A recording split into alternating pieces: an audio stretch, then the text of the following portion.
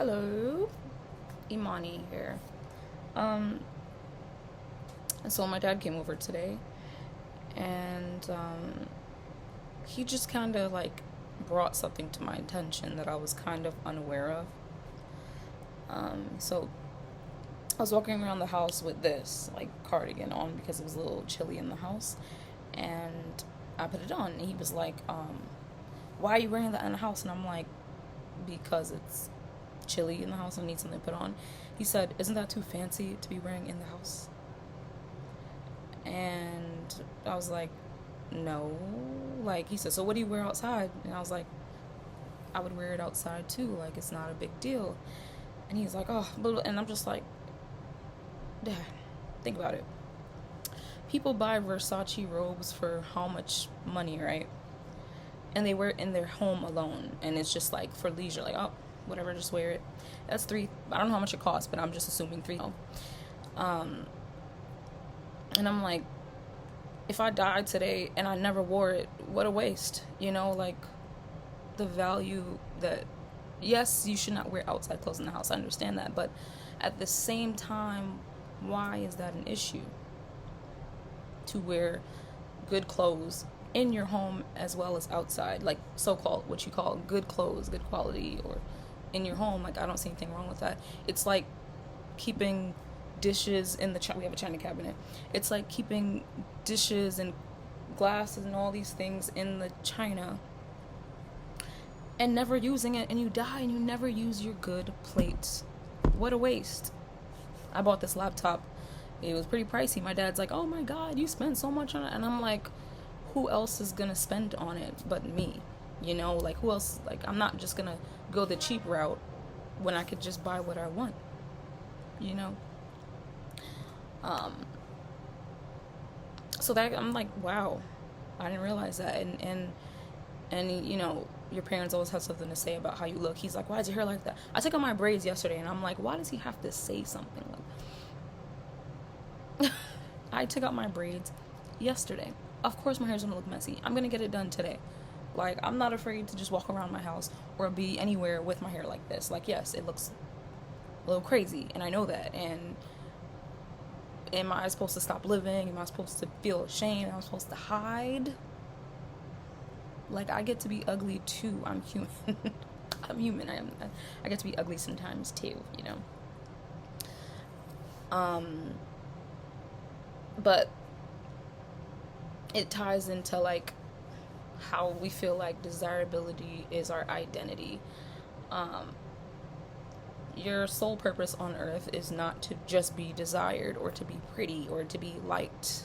It took me some time to get here, but I'm like doing more self-love work, and I'm realizing, oh my god, these are little ways throughout life that we feel like we're not worthy. Another thing happened. I've been baking for my family for the past, actually I've been baking for them, or I just like baking since I was little. So this week or last week, I was baking like cookies, and I was baking cakes, and I don't think I was baking cakes, maybe like muffins and stuff. And I made fish cakes like a few days ago, and I ended up burning myself, like, actually pretty bad. I actually have a few burns. Yeah, I burned myself here, burned myself here, burned myself here, and these are all so new to me. And I don't know, all my burns are on this arm. I have some cuts here, but like, whatever. Last month they weren't here, and now I just have, like, within 1 week I just got burned so many times. I had on mitts and everything, and I still got burned, and I'm like, oh my god. And then after a week, which is now, I'm like, okay, they're burns, I have scars on my body, okay, scars. My dad's like, oh my god, you're ruining your body, you're a woman. And he's like, you live in a first world country, and now look at you. And I'm like, I can't have burns, I can't have cuts. Do first world people not get injured, or do we just magically heal? And it's like, wow, like, we're gonna get burned like every other human being on this planet. Like, just listen to how it sounds. You live in America and look at your skin all burnt. So do people in America not have house fires? Do people in America not slice their finger when they cut in some vegetables? Do people in America not have accidents? Do accidents not exist in first world countries? Like I don't understand. Like, and it's just like this. You could say it's misogyny, right? But it's like ingrained in the woman's mind that she needs to be desirable and perfect, and she can't be ugly or else she is worthless. And once again, that is far from the truth. And I see like young girls nowadays, it's good to upkeep yourself. Hygiene and upkeeping yourself is mandatory. Okay, I'm not gonna lie, men and women, we should do it. But to make it like and it could be the standard, that's fine too. But it's like your whole identity is looking perfect and being glammed or being a baddie. It's like, that's not life. That's really shallow and sad. And I'm not blaming it solely on them, but it's a world, it's something that we're putting on each other because we're unaware of how people's projections and society and has formed us, has made us who we are, has influenced our habits and our perception on the world and what it should be.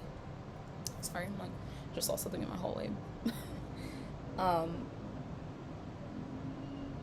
Anyways, yeah, and I'm just like, wow, because I yesterday I'm like, epiphany, oh my god. Or I was born with with like hairy legs. Growing up I felt weird because in gym class in middle school I'll be like, oh my god, I have to shave my legs because like my friends didn't grow any body hair. Like I couldn't see any leg hair on their legs, but mine was like growing out very long, and I felt like very odd. And I used to shave my legs a lot growing up anytime I wore a dress or something. But as time went by, high school and all that stuff, I'm like, it doesn't really matter. Like, it doesn't matter. For example, you see a lot of people, you see certain men with women, and you're like, how did he get her? Like, what? How? Or you see someone missing a leg and they're married, or you see someone who is not perfect and they're married, they're happy, they're doing fine, they have friends, they have loved ones who love them. You just really gotta look at life. You just gotta look at life like it doesn't matter how you look. Actually, it matters. Okay, it matters if you have it matters, but at the same time, it doesn't. Or I would say that you shouldn't base your self-worth in solely how you look, because looks are very fleeting, and our beauty is fleeting. It may not last forever. There's a very few of us who are lucky and it lasts forever, but most of the time it does not last. Accidents happen once again, and you lose that one thing that you were once loved for. Doesn't make you unlovable. This is me talking to my inner child. I'm feeling this right now. It doesn't make you unlovable if you fail that test. It doesn't make you unlovable if you're not where you want to be. And I'm like, oh my god, because I keep basing my worth off of where I am. I keep basing my worth.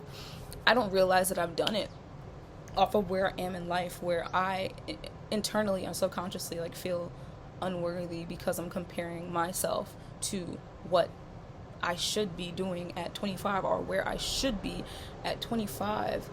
And there's like I'm starting to feel some sort of comfort. And yes, I could be doing more, but I'm choosing to rather unravel or face what the core issue is. And it's like, oh my god, it finally makes sense. And I don't even know if I'm making sense, but anyways, this like desirability war is just really sad, and I just hope that we could look within ourselves and see how we are continuing the cycle of doing things to feel worthy when we were born that way. I'm not saying that we're all perfect and we shouldn't change, but we are imperfectly perfect, and we will change whether we want to or not. Change is inevitable. You cannot stop the aging process. You cannot stop the deterioration of our bodies. We actually cannot stop that. We cannot stop time. We just, some things are out of our control. And what you can control is how you see the world. What you take from what you are experiencing. And one of the positives that I've taken from these burns, like, oh my God, do you see this? Oh my, it doesn't even look like a burn, like, it looks a little sus. Let me check my battery. Oh. What I, like, have taken from it is that, like, I'm like, oh my God, I'm getting burned. Like, I don't have to be perfect to be.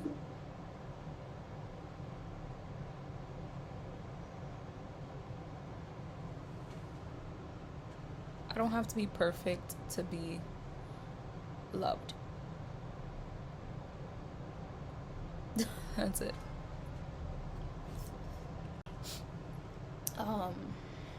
It's like a very mind-blowing, like, I literally am coming here with these glasses. I hate how my eyes look in these glasses. Like, I'm like, oh my God, I'm ugly, but it's like, it doesn't matter. It doesn't matter. Like, how I proved, like, God, I had a lot of insecurities growing up. For example, my brows. One of my family members said, oh my God, your eyebrows are so bushy. Like, why don't you, like, get them shaped? And I did that when I was younger, and then they were way too thin. My teeth. I used to be very insecure about my smell. Like, I'm like, oh, why do I smell like that? My cheeks. I just didn't like it growing up. But now I've learned to accept it. My hair. 4C. My skin. I felt like it was ugly. It was dark. It just was, I wouldn't say dark. I think I just didn't like how there's unevenness, like, in my skin and my legs. I didn't like the hair. My feet and my hands, I still think they look old, but at some point I just had to learn how to accept that. Like, I can't change these things. And my chest, I thought my boobs were too big when I was in school, because men would be like, I'm like, oh my God. I wanted a reduction at like 15 or 14, 15, 16. I used to wear waist trainers because I thought, oh my God, I'm too fat. There's always an issue and an insecurity that I've had. But I'm 25 now, so I've learned to, like, accept those. Around 21, I'm like, you know what? I don't care. I stopped caring about how it was perceived. I care now, but it's not wholly about how I'm physically perceived. Like, I just cared about how I was physically perceived, but now I realizing, like, it really doesn't matter. Like, your actions, you should worry about how you're perceived in that way sometimes, you know. Being completely self-centered, like, I'm perfect, like, I do no wrong, you know, because we make mistakes and we act out of insecurity. And wow, like, this placement of Saturn retrograde, I woke up. I love this. I love it. Like, I love to face things that I'm unaware of or I've ignored. I love to do this. So whatever you take from this, let me not say whatever you take from this. I hope that you take something from this for the people who probably feel undesirable and this war against yourself, because that's all it is. All of these trends, all of these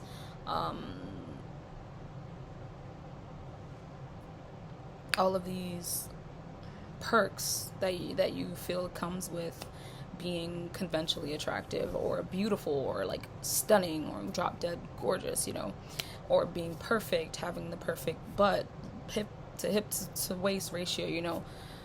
I just hope that you're happy with how you are.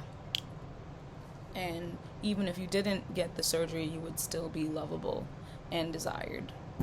And when you get the surgery, you'll be desired as well. But even if you didn't get it, you still would have been desired. Because that's what we want as humans, right? To feel wanted or needed, or, women want to feel at least physically attractive sometimes. But it's okay to get comfortable with not always being the attraction. Like, your worth is not determined upon how much people like you or how much men like you. It's not determined upon that, or how much money you have, or what job you have, or how much degrees you have. Once you really get to the core of it, like, those things do not make you lovable, especially in God's eye. God just wants you to do what's best for you in your heart, and what he wants what's best for you. That's what God wants. We're all worthy in God's eyes. I came on here without putting on my makeup, without putting on my contacts, without having my hair done, because I just wanted to get that message across. Like, I've gotten to the point of being comfortable on camera without those things, and still feeling like I'm me. Like, I'm fine the way I am. Like, when you're in the future, if you get married or you have friends, they're going to see you in your rawest state. When you're giving birth, people are going to see you in your rawest state. When you go to the doctor, like, there's like this vulnerability that you have to have.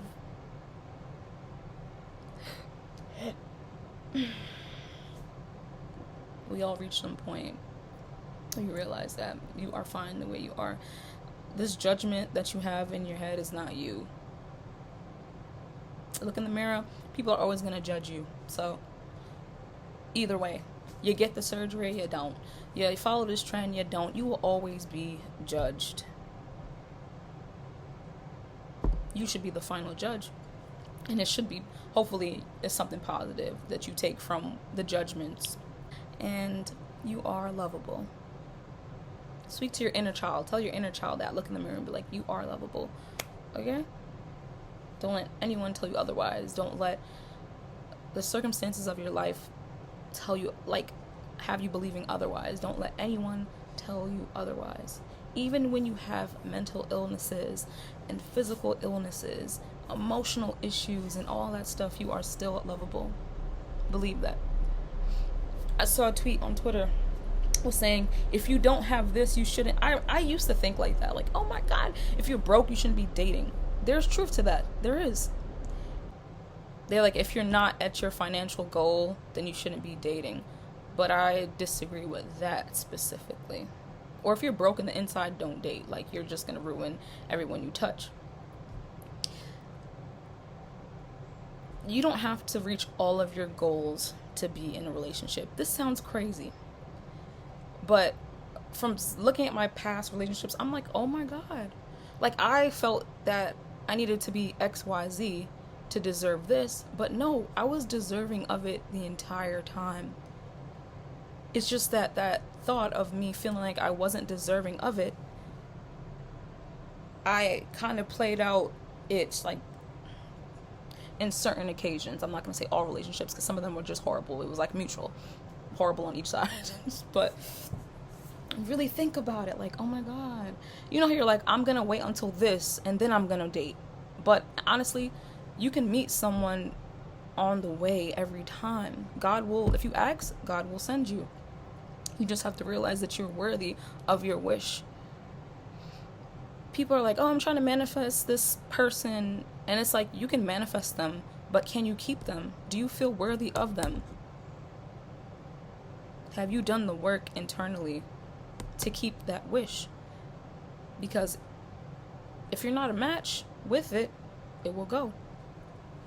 You're going to have to conjure up something to keep that person in a mental fog so you can keep them. Like, you're gonna have to keep that person in a mental fog and manipulate and do all of these things just to keep them, because you weren't worthy and you didn't deserve it, because you didn't feel deserving of it. You get what I'm trying to say. You get what I'm trying to say. Wow.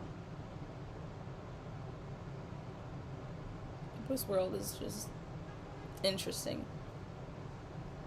Very interesting. But the inner world, ooh, I got a lot of work to do later.